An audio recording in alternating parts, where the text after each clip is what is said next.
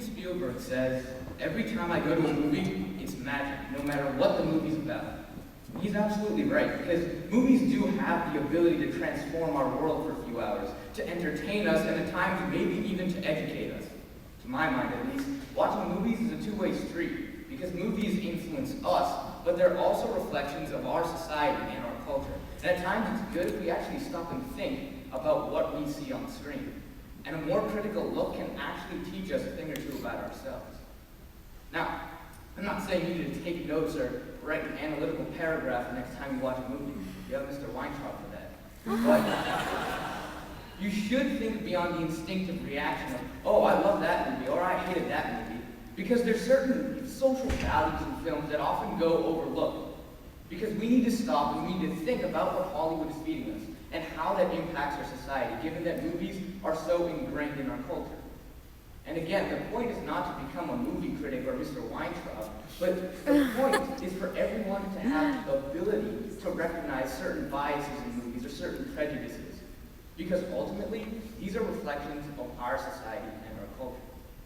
So, to see what I mean, let's start with an example. Now imagine each one of you has watched at least one romantic comedy movie. But I want you to think of one in which there's a black male lead actor paired opposite with a white female. Chances are you probably can't think of one, simply because there aren't too many around.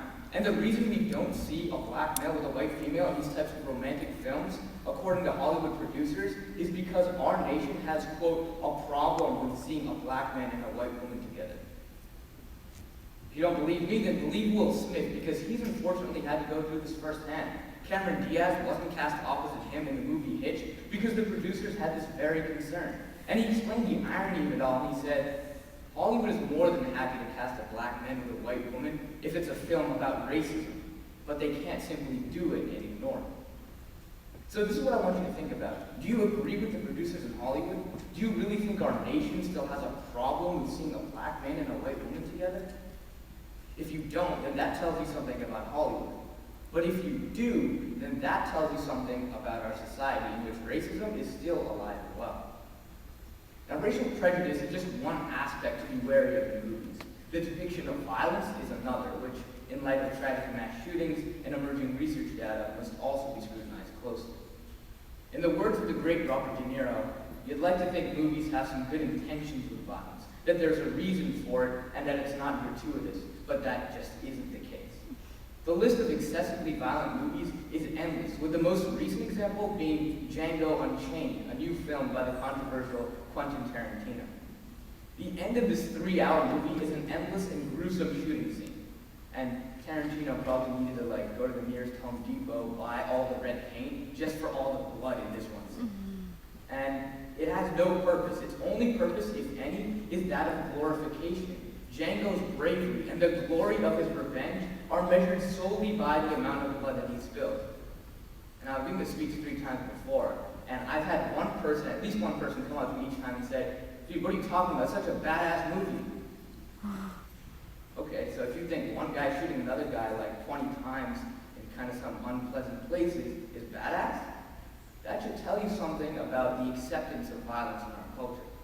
It should tell you that films portray violence in such an awesome manner that we don't even question the permissibility of such acts. We don't even question the influence they have on us, simply because of entertainment value. So, what are the effects of this kind of violence on our psyche? Well, in their empirical analysis of media violence, professors at UC Berkeley found that film violence and television violence contribute to both a short-term and a long-term increase in violence and aggression in young viewers. Not only that, but the study they actually cite is a 15-year follow-up with a group of kids, which accounts for something called initial aggressiveness. And all that means is that if Jonathan was a really angry kid to begin with, watching more violent movies still made him a more violent kid. Now, I understand that movies aren't the only factor, but they're certainly an important factor in determining and promoting a violent culture within our society. And we have to recognize that our movies often do this shamelessly for profit. So yes, movies are a great source of entertainment, but they do contain certain elements that we as viewers have the responsibility to recognize and to understand. And learning to identify these flaws is actually essential to developing a complete perspective of our society today. So we just have to be a little bit more critical, a little bit more curious even, so we can become a lot more aware. Whenever we're having a great time at the movies, we should take the time to pause and think about what we just witnessed. To remember that the colors on screen, whether they're black, white, blue, or green, or just lots and lots of red, paint a picture, ultimately, of us.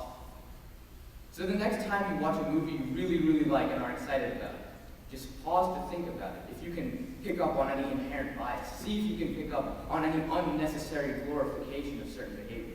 Because we may be able to peel away the quote-unquote mask of entertainment that seems to cover the true nature of many of our films today, and in the process, learn something about ourselves.